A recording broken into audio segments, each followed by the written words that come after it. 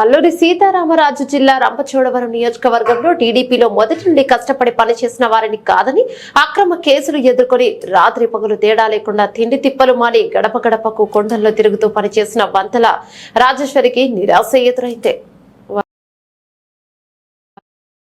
ఎవరో కొత్త వారికి టీడీపీలో సీటు కేటాయించడంతో వంతల రాజేశ్వరిపై ఎంతో నమ్మకం పెట్టుకున్న 11 మండలాల టీడీపీ నాయకులు కార్యకర్తలు ఒక్కసారిగా బగ్గుమన్నారు. కొంతమంది కార్యకర్తలకు బీపీ డౌన్ అయి హాస్పిటల్ పాలయ్యారు.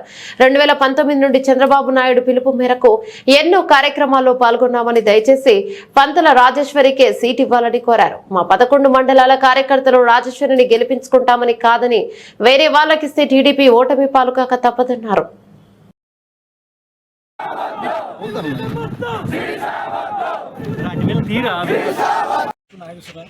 నేను తెలుగుదేశం పార్టీలో గత 30 సంవత్సరాల నుంచి పనిచేస్తున్నాను.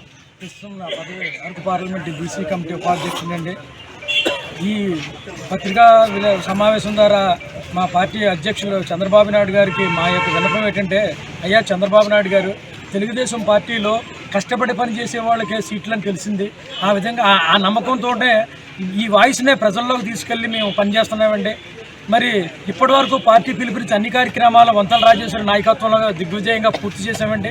మరి ఈ రోజున సీటు మిరియాల శిరీష గారికి వచ్చింది. మరి దీన్ని బట్టి ప్రజలు ఏమైనా అర్థం చేసుకుంటారు సార్, మనల్ని పనిచేసే వాళ్ళకి సీట్లు ఇస్తారా, పైరువీలు చేసే వరకు సీట్లు ఇస్తారని ఇప్పటికే ప్రజల్లోకి వెళ్ళిందండి. మన పార్టీ ప్రతిష్టకి కాస్త మచ్చవారినట్టు మేము అందరం భావిస్తున్నాం. వంతల రాజేశ్వరి గారు గత 2019 నుండి ఇప్పటి వరకు 5 సంవత్సరాలు పార్టీని అన్ని విధాల పార్టీ కేడర్ను బలోపేతం చేసి ప్రతి గ్రామాన్ని తిరిగి మీరు ఇచ్చిన బాదులేబాద్ ఏంటి, మరి శంకరారావు ఏంటి, మరి బాబు షూరిటీ, భవిష్యత్ గ్యారెంటీ అనేక కార్యక్రమాలు మమ్మల్ని తీసుకొని చేసిందండి. అదే విలీన మండలాలు అయితే ఆ 4 మండలాల్లో 2019లో కానీ 2020లో కానీ వరదలు వస్తే ఆవిడే ఒక వరద బాధితురాలాగా అక్కడ ఉండిపోయి మరి వరద బాధితులకు అందరి సహాయంతో కూడా ఆవిడ సాయం చేసి మరి వాళ్ళని కాపాడిందండి. ఆవిడ ఈవేళ ప్రజల మనిషి అయింది. తెలుగుదేశం పార్టీ ప్రజలతో ఉండి తెలుగుదేశం పార్టీని ప్రజల్లోకి తీసుకెళ్లడానికి వంతల రాజేశ్వరి ముఖ్య భూమికి పోషించిందండి.